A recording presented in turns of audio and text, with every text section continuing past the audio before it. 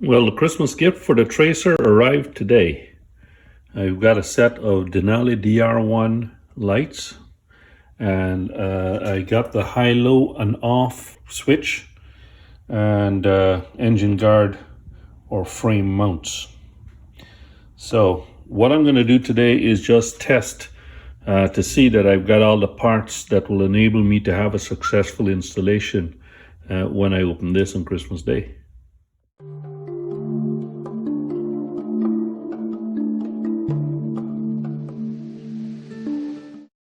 First is the contents of the light mounts. I just want to make sure that that diameter will fit my crash bars.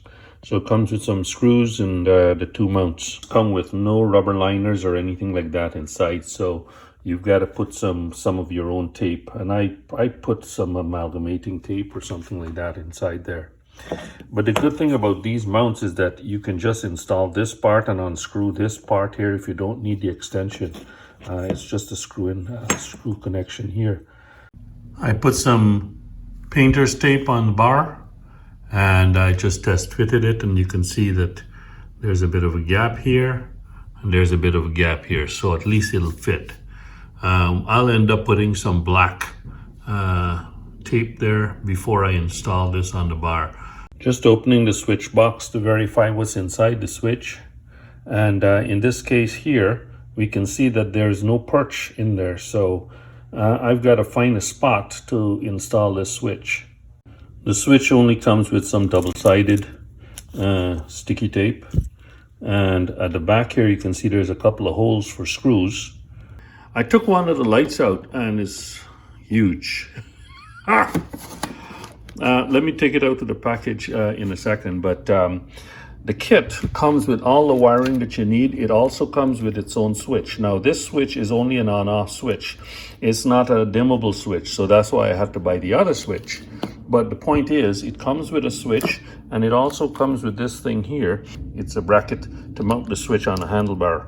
So it's got some sticky tape here, as well as a couple of small screws and this bracket. So it enables you to mount it to the handlebar for nothing else. And then there's a whole bunch of zip ties here and some instructions.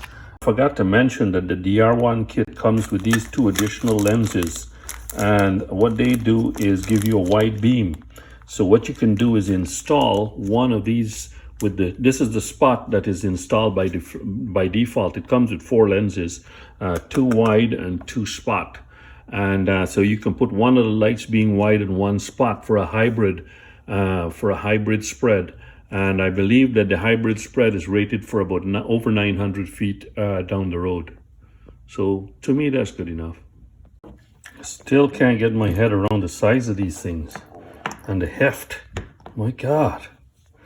They're heavy. But anyway, this has got a nice long length to it, and the pigtail, I had a look at the pigtail, at the harness, sorry, and both connectors here are in the same spot, so they don't split off for any length. They're pretty much at the same spot, so both of these things are going to have to meet pretty much in the middle. But it looks like it's got a nice length to it, so that's not a problem. But the size of these things. Now the main reason why I'm taking it out is so that I can kind of mount it on the bike and see if it fits into the spot that I want to put it. Because I don't want it sticking out too much. And I mean, with this nice big lens here, it'll catch rocks easily. There is the comparison between the two lights. I'm sorry, but the lighting isn't all that good here, but that's the size. So this one is much bigger. It says 3 point, I forget how much diameter, I'll put it up on the screen, but it's over 3 inches diameter, whereas the D2s are nice and compact and fits the RS sporty lines much better. But